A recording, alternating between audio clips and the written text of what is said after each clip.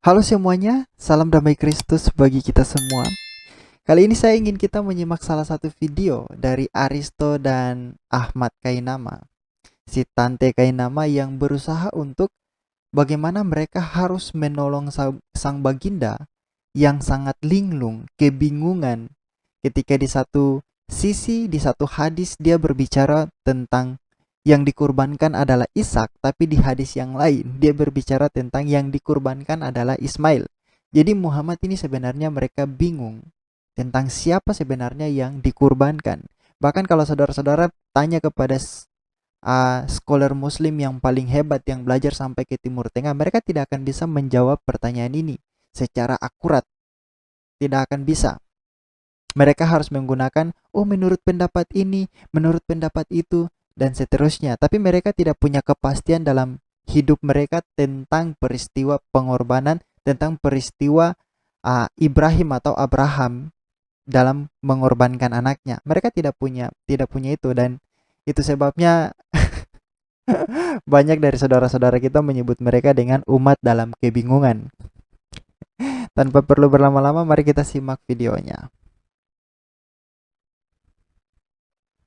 Mengapa dalam riwayat tersebut yang dikurbankan adalah Ishak? Kita geser ke bawah, Bung. Siap. Kita geser ke bawah. Mengapa? Mengapa yang dikorbankan itu Ishak, bukan Ismail? Iya. Ya, terus subhanallah. Itu tuh stop di paling bawah sebelah kanan tuh. Ya, Ini. enggak, bukan yang tadi. Sabar sebentar sebelum lanjut. Saudara-saudara ingat ya pertanyaannya, mengapa dalam hadis ini yang dikurbankan adalah Ishak? Mengapa dalam hadis ini Musnad Ahmad yang dikurbankan adalah Ishak? Karena tertulis dalam hadis ini bahwa Muhammad mengatakan yang dikurbankan oleh Ibrahim itu adalah Ishak. Mari kita simak jawaban dari sang Tante Kainama. Ibnahu Ishak qala li abihi, itu tuh. Ya, ada tuh. Pinter Bung Ade juga udah bisa baca Arab, alhamdulillah. Alhamdulillah.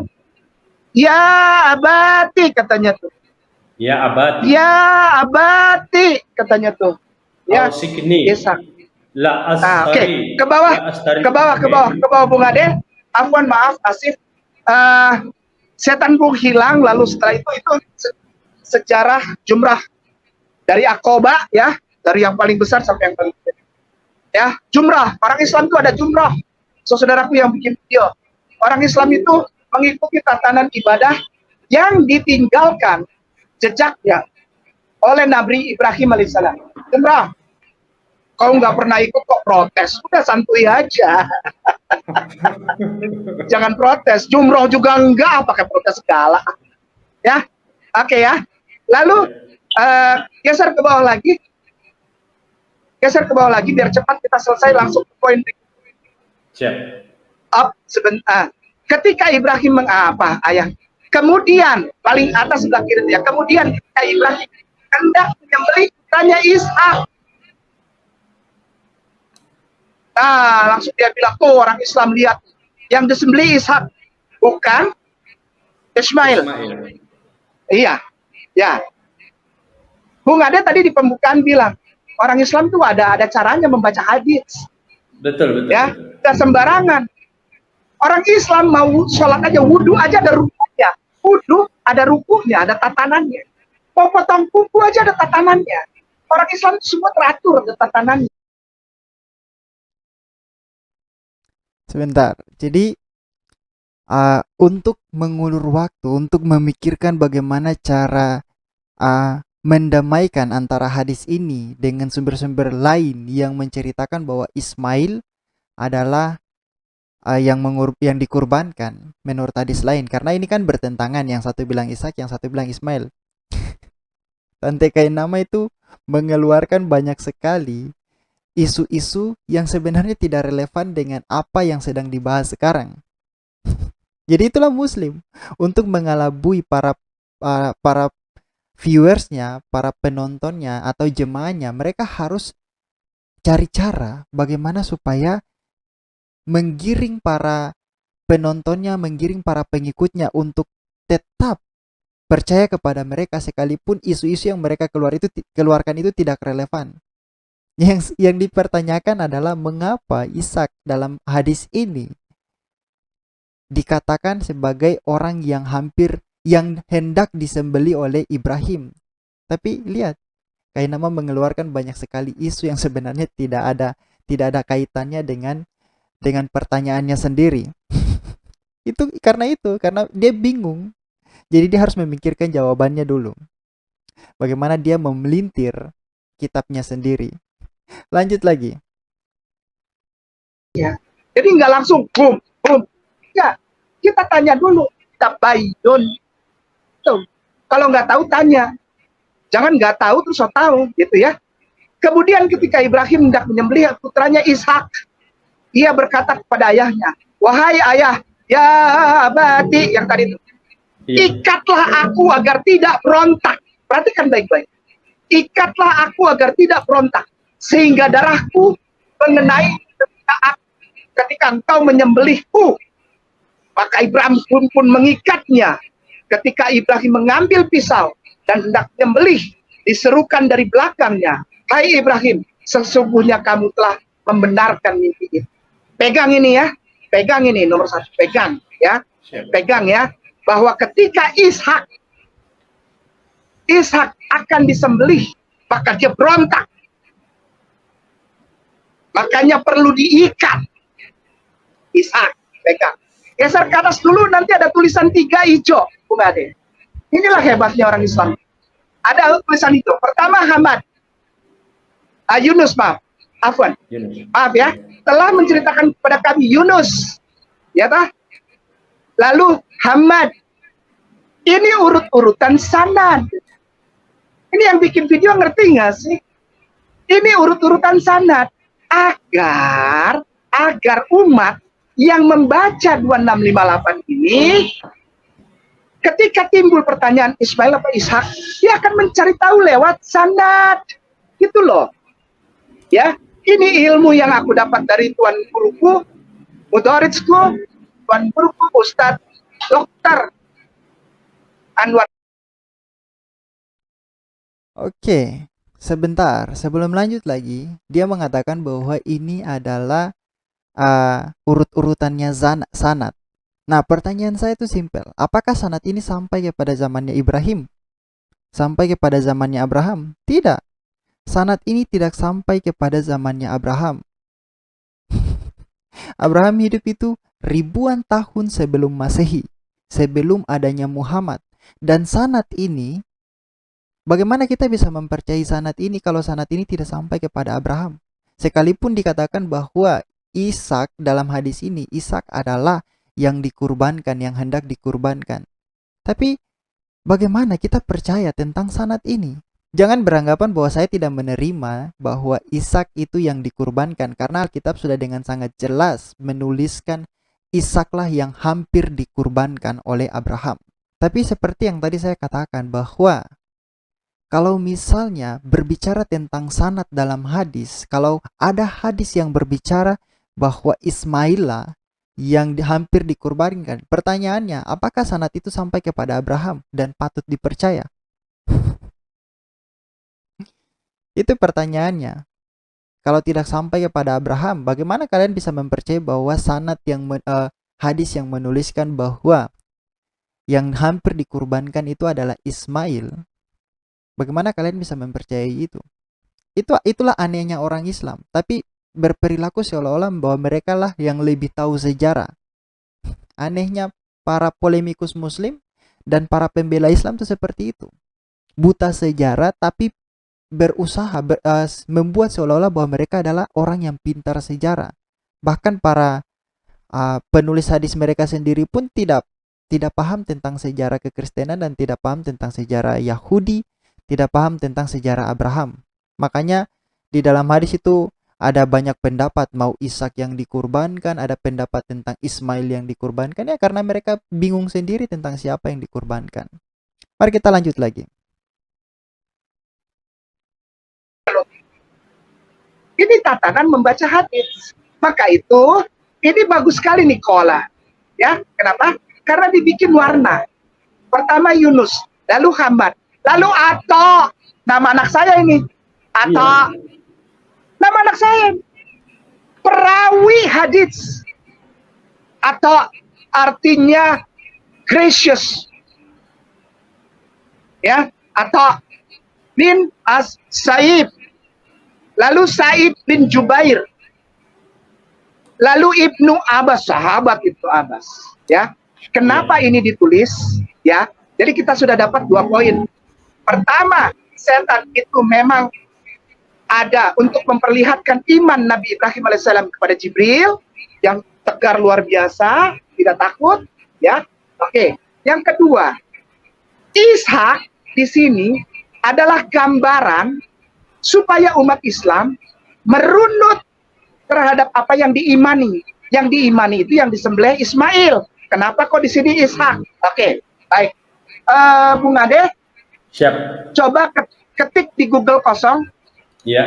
Ketik di Google kosong Wahab, W-A-H-B. Wahab ya. Wahab. Ya, Wahab. Sebentar. Sudah Ustaz. W-A-H-B bin Munabbih, M-U-N-A-B-B-I-H. Bin Munabih. Itu tidak pakai A lagi, jadi W-A-H-B, langsung Wahab, Wahab, bukan Wahab, Oh. W-A-H-B. Oh, oke. Ya, Begini. W-A-H-B. Munabih. Enggak, W-A-H, W-A-H, pasti B-nya 2.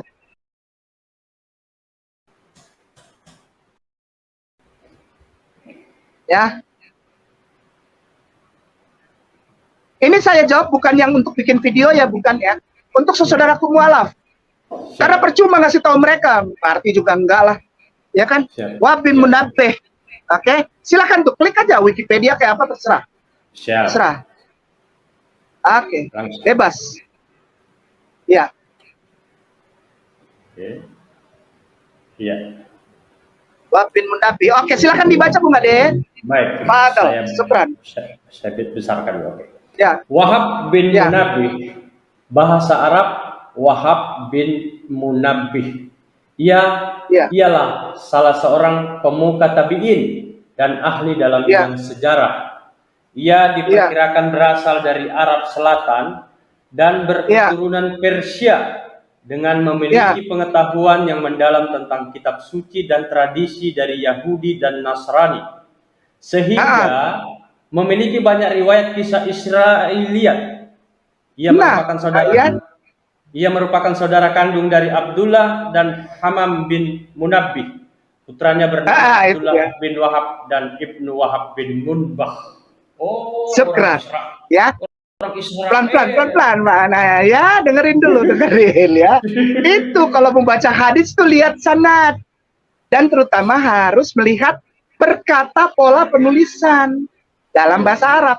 Karena setiap perawi itu berbeda. Betul. Setiap perawi itu pola tatanan bahasa Arabnya berbeda. Dari situ kita tahu kenapa disebutkan di situ qala Rasulullah.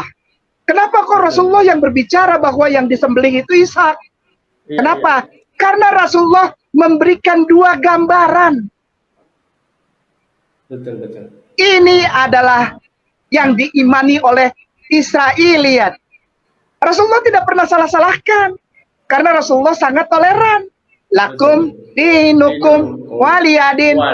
Jadi mentang-mentang berbeda lalu tidak ditulis dalam hadis perawi. Ditulis. Bahkan hadis yang dhaif, hadis yang palsu aja ditulis.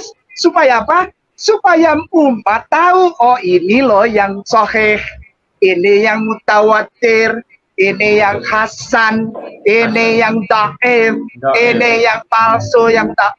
Itu semuanya ditulis supaya umat mengerti. Kalau hanya ditulis satu saja, nanti kita nggak tahu yang mana yang benar, yang mana yang dhaif, yang mana yang hasan. Kita nggak tahu. Nah, sekarang kalian perhatikan bahwa sekali lagi dia mengatakan bahwa Ishak yang hampir disembeli atau Ishak yang disembeli oleh Ibrahim, hampir disembeli oleh Ibrahim itu adalah kepercayaan dari Israel, dari orang-orang Israel, dan itu tertulis dengan sangat jelas di dalam Alkitab. Tapi pertanyaannya itu, mengapa Islam yang berbeda sendiri? Itu kan mengindikasikan bahwa mereka itu buta sejarah. Allah Subhanahu wa taala itu tidak tahu tentang sejarah. Ini bukan persoalan apakah Muhammad itu toleransi terhadap Yahudi atau kepada agama lain. Karena kita bisa lihat di dalam sumber-sumber Islam sendiri bagaimana Muhammad memperlakukan orang-orang Yahudi.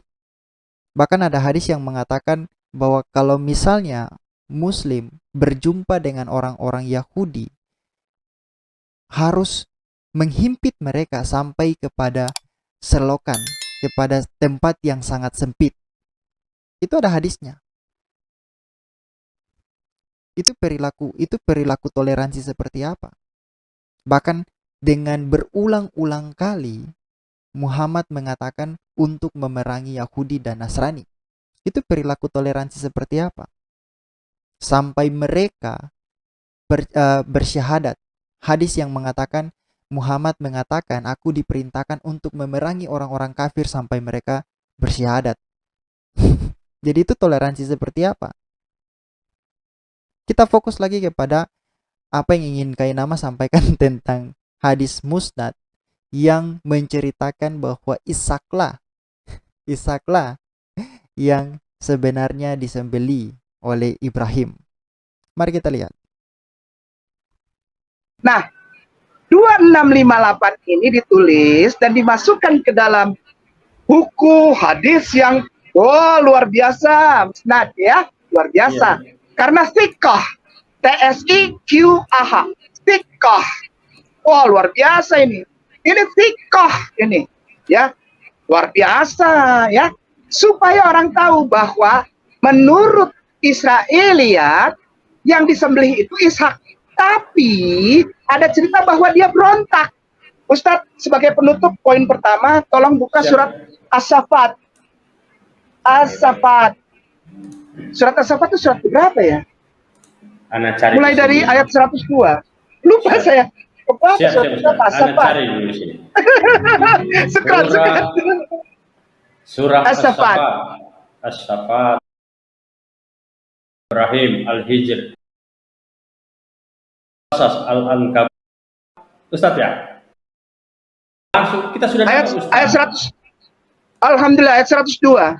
Siap. Ana langsung subscribe ayat 102. Video yang bermutu lah. Ayolah yang bikin video yang bermutu lah. Ayat 102. Nah, langsung ketemu dia. Sebentar. Jadi Kainama berpikir bahwa videonya itu bermutu, padahal tidak bermutu sama sekali. Bagaimana usaha dia untuk apa? Untuk mendamaikan sumber-sumber yang dia miliki yang satu dengan yang lain itu saling bertentangan, itu membuat dia kelihatan seperti orang bodoh. Dan bukan hanya itu, Kainama juga menunjukkan bahwa betapa kontradiksinya Islam dengan dirinya sendiri. Kita lanjut lagi. Alhamdulillah. Silakan Ustaz. Bismillahirrahmanirrahim. Maka ketika anak-anak itu sampai pada umur sanggup berusaha bersamanya, Ibrahim berkata, "Wahai anakku, sesungguhnya aku bermimpi bahwa aku menyembelihmu. Maka pikirkanlah bagaimana pendapatmu." Dia, Ismail, menjawab, "Wahai ayahku, lakukanlah apa yang diperintahkan Allah kepadamu. Insya Allah engkau akan mendapatiku termasuk orang yang sabar." Sadaqallah. Dia berontak? Tidak. Dia berontak? Tidak. Dia minta diikat? Dia ngomongin soal darah? Tidak. Ini yang diimani orang Islam. Dia menerima. Tidak ada perlawanan. Kalau Israel lihat, berontak. Kenapa? Karena namanya Ishak itu artinya tertawa. Ishak itu artinya tertawa, Bung Ade. Siap. Ishak artinya tertawa. Ya. Kalau Ishmael itu artinya Ishmael, Allah mendengar. Beda, ya, beda. Lalu statement berikutnya masih dalam kerangka ini dan sebagai penutup. Statement dari video tersebut bilang, waduh, enggak ada. Karena Ismail itu bukan anak. Yang anak itu Ishak. Ketika Oke. Jadi itu adalah bagaimana cara Kainama membuktikan kontradiksi antara perkataan Muhammad dengan perkataan Allah Subhanahu wa taala, dan kontradiksi antara sumber Islam dengan dirinya sendiri, dengan Islam itu sendiri. Sumber Islam yang satu dengan sumber Islam yang lain itu saling berkontradiksi. Lalu di mana Allah Subhanahu wa taala menjaga firman-Nya, menjaga semua klaim-klaimnya? Di mana? Tidak ada. Yang kita dapati kontradiksi demi kontradiksi dari cara mereka membela sumber-sumber mereka sendiri. Nah, sekarang mari kita lihat hadis yang tadi. Kita lihat kembali lagi sebentar saja. Ini hadis yang tadi dikutip ya, Musnad Ahmad 2658. Di situ dikatakan dengan sangat jelas, Muhammad mengatakan bahwa yang hampir dikurbankan, sebentar saya perbesar, yang hampir dikurbankan Ibrahim itu adalah Ishak. Itu adalah Ishak. Itu dengan sangat jelas. Walaupun di dalam Al-Quran memberikan dalam kurung adalah Ismail, dan itu sesuatu yang kontradiksi. Karena ini berbicara mengenai sejarah. Ini bukan berbicara tentang penafsiran siapa yang benar, tetapi ini berbicara tentang sejarah. Dan sejarah Israel, sejarah tertua yang dicatat oleh orang-orang Israel yang hampir dikurbankan adalah Ishak. Jadi kalau misalnya ada sejarah, ada buku yang selanjutnya datang mengatakan bahwa sebenarnya Ismail, maka bisa dipastikan buku itu berbohong. Buku itu adalah buku penuh dengan dusta. Mau Israel mau Kristen dengan sangat yakin dan percaya bahwa Ishak hampir dikurbankan oleh Abraham. Nah, sekarang mari kita lihat apa yang terdapat di dalam Alkitab. Pertama kita lihat bahwa Abraham yang hendak mengorbankan Ishak, itu bukan hanya pengujian terhadap imannya, tetapi itu merupakan suatu peristiwa yang memberikan suatu lambang kepada suatu peristiwa penebusan di suatu hari yang dilakukan oleh Yesus Kristus. Kita lihat di sini, saudara perhatikan Kejadian 22, di situ dengan sangat jelas dikatakan bahwa Ishaklah yang hampir dikurbankan oleh Abraham. Setelah semuanya itu, Allah mencoba Abraham. Ia berfirman kepadanya, Abraham, lalu sahutnya, ya Tuhan, firman-Nya, ambillah anakmu yang tunggal itu. Yang tunggal itu, jangan berpikir yang tunggal itu adalah Ismail. Tidak, peristiwa ini terjadi sesudah Ismail dan Hagar diusir. Jadi sekarang tinggal Abraham dan Ishak. Ambillah anakmu yang tunggal itu, dan satu lagi bahwa yang tunggal itu, yang dimaksudkan Allah dengan yang tunggal itu bukan dari Hagar, tetapi dari istrinya Sarah. Yang engkau kasihi, yakni Ishak, pergilah ke tanah Moria dan persembahkanlah dia di sana sebagai korban bakaran pada salah satu gunung yang akan kukatakan kepadamu. Jadi di sini dengan sangat jelas Tuhan yang disembah oleh Abraham itu menyuruh untuk mengorbankan Ishak. Jadi kalau misalnya ada Allah yang lain, ada Tuhan yang lain yang datang lalu mengatakan bahwa Ismail lah yang hampir dikorbankan, maka bisa dipastikan bahwa itu bukan Tuhannya Abraham, tetapi itu adalah sesuatu yang mengaku-ngaku sebagai Tuhan dari Abraham, atau bisa dikatakan bahwa orang lain yang mengarang cerita itu. Dan seperti yang tadi saya katakan bahwa ini adalah salah satu gambaran pengorbanan Ishak ini adalah salah satu gambaran di mana merupakan gambaran penebusan, gambaran pengorbanan Allah sendiri yang mengaruniakan anaknya untuk penebusan dosa umat manusia. Kenapa Ishak itu yang hampir dikorbankan? Karena pertama, Allah berjanji bahwa melalui keturunan Abraham, umat yang ada di muka bumi ini akan mendapat berkat. Kita bisa lihat di dalam Kejadian 12 ayat 3. Aku akan memberkati orang-orang yang memberkati engkau dan mengutuk orang-orang yang mengutuk engkau. Dan olehmu semua kaum di muka bumi ini akan mendapat berkat. Jadi oleh Abraham, oleh keturunan Abraham. Dan sekali lagi Allah menjanjikan keturunan itu berasal dari Abraham dan Sarah. Bukan berasal dari orang lain, dari perempuan lain, tetapi dari Sarah sendiri. Kalau tidak percaya, mari kita lihat lagi di dalam Kejadian 21. Tuhan memperhatikan Sarah seperti yang difirmankannya, dan Tuhan melakukan kepada Sarah seperti yang dijanjikannya. Maka mengandunglah Sarah, lalu ia melahirkan seorang anak bagi Abraham dalam masa tuanya. Jadi Tuhan menjanjikan rentetan peristiwa tentang perjanjian Tuhan dengan Abraham. Itu adalah rentetan peristiwa yang menggambarkan suatu peristiwa yang akan terjadi di masa depan tentang pengorbanan anak yang tunggal, yang mana itu menjadi pengorbanan bagi penebusan dosa umat manusia. Kekristenan, Yahudi, mereka itu dengan suara bulat menyatakan Ishak yang hampir disembelih oleh Abraham. Dan Ishak adalah anak tunggal Abraham, anak yang dijanjikan oleh Allah. Dan kalau Allah memberikan janji itu kepada Abraham, Allah membuat suatu perjanjian dengan Abraham, maka dia tidak, dengan Abraham atau dengan umatnya, dia tidak akan melanggar janjinya sendiri. Karena kalau kita baca di dalam Bilangan 23 ayat 19, ini yang selalu dikutip secara salah oleh para polemikus muslim. Allah bukanlah manusia sehingga ia berdusta, bukan anak manusia sehingga ia menyesal. Nah, ini selalu dikutip secara salah oleh para polemikus muslim.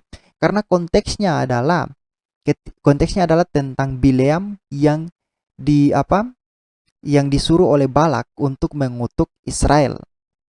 Tetapi Bileam mengatakan bahwa Allah itu telah memberkati Israel dan Allah tidak akan berdusta terhadap apa yang sudah dia firmankan kepada bangsa Israel. Dia bukan manusia yang gampang untuk melakukan dusta.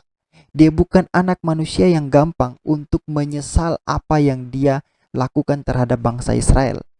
Dia tidak memiliki sifat dusta seperti yang dimiliki oleh manusia. Itulah yang dikatakan oleh Bileam tentang Allah. Dan perjanjian Allah tentang berkat itu akan terus berlanjut sampai kedatangan Yesus Kristus, di mana penggenapan itu terjadi. Ketika Yesus Kristus datang, pengorbanannya di kayu salib itu menjadi berkat, seperti yang tadi dikatakan dalam Kejadian 12. Melalui keturunan Abraham, berkat akan dirasakan oleh semua manusia di muka bumi. Dan itu direalisasikan di dalam Yesus Kristus. Makanya kalau kita baca dalam Yohanes 4 ayat 22, di situ dikatakan, kamu menyembah apa yang tidak kamu kenal, kami menyembah apa yang kami kenal, sebab keselamatan datang dari bangsa Yahudi. Keselamatan datang dari bangsa Yahudi. Jadi Allah memberikan suatu gambaran yang utuh tentang peristiwa Abraham, sampai kepada peristiwa di mana Abraham diuji, sampai kepada peristiwa Israel, dan seterusnya sampai kepada kedatangan Yesus Kristus. Itu adalah satu rentetan cerita yang saling berkesinambungan. Sehingga Ismail itu seperti apa ya? Hanya selingan begitu, hanya buah dari dosa Abraham. Sekalipun Tuhan memberkati dia, tetap dia adalah bentuk buah dari dosa Abraham. Karena apa? Karena Abraham tidak taat kepada Allah. Abraham ingin mendapatkan keturunan sehingga dia melanggar kekudusan Allah. Dia menghampiri Hagar. Lalu Hagar melahirkan anak baginya. Padahal itu bukanlah keinginan dari Tuhan itu sendiri. Tuhan hanya ingin keturunannya berasal dari Sarah, bukan dari Hagar. Keturunan yang akan diberkati oleh Tuhan itu sendiri, yang akan menjadi berkat juga bagi semua bangsa di bumi. Jadi sekali lagi saya ingin katakan kepada saudara-saudara muslim, rentetan cerita yang ada di dalam Alkitab itu adalah rentetan cerita yang memiliki kesinambungan satu dengan yang lain dan memiliki kepastian keselamatan di dalamnya, berita keselamatan yang ada di dalamnya. Jadi kalau orang-orang seperti Kainama datang untuk membela suatu kebohongan yang datang di kemudian hari dengan mengatakan bahwa Ismail yang hampir dikurbankan oleh Ibrahim atau oleh Abraham, apa yang hendak dipercaya oleh suatu keyakinan yang mengajarkan kalian untuk terus berbohong? Apa yang harus kita percayai? Kalau kebohongan itu sudah ada dalam diri kalian, maka terus akan melahirkan kebohongan yang baru untuk membela kebohongan yang lama. Jadi silakan untuk saudara-saudara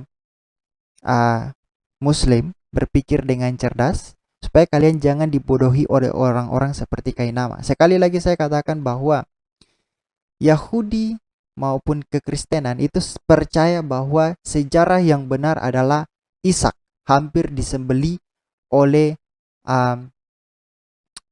Abraham, dan itu adalah suatu peristiwa yang ingin memberikan gambaran tentang karya penebusan Allah di dalam Yesus Kristus. Oke, jadi itu saja yang ingin saya sampaikan kepada saudara-saudara muslim. Silakan pikirkan kembali apa yang menjadi keyakinan kalian sekarang. Mengapa kalian harus bertahan pada suatu keyakinan yang mengajarkan kalian untuk terus berbohong? Apalagi memfitnah keyakinan lain. Jadi silakan untuk saudara-saudara berpikir, saudara-saudara muslim yang masih memiliki akal sehat, memiliki kewarasan, silakan berpikir. Dan ini saja yang ingin saya sampaikan kepada kalian. Saya berdoa untuk kalian, semoga kalian menemukan kebenaran yang sejati supaya kebenaran itu dapat membebaskan kalian dari kebodohan. Kita jumpa di video berikutnya. Tuhan Yesus memberkati.